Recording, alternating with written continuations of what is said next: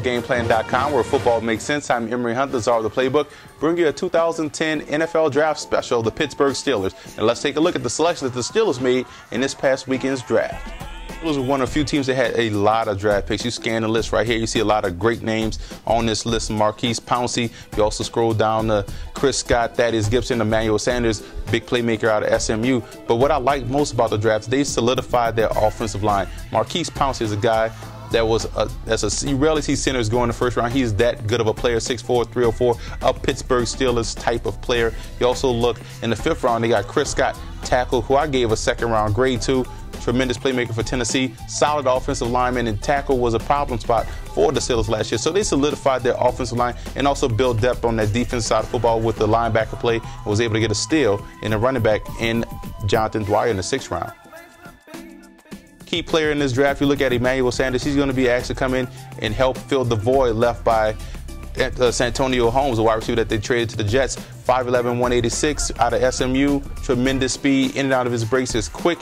He also has the dangerous type of playmaking ability in this type of offense. You know, he loves to run a lot of 3 and 4 wide receiver sets. Emmanuel Sanders should be a big playmaker. You also look at another guy that's a key player, Jonathan Dwyer. He's going to come in and help spell some carries from Rashard Mendenhall, and he's a guy that has a big body, reminds me a lot of Michael Turner. The Steelers are going to get 2 physical running backs. They have Dwyer, and they also have Mendenhall, a little bit of both, finesse and physical, but this is going to be an impressive running game. They're going to be solid at the running back. This was a big steal for the Steelers.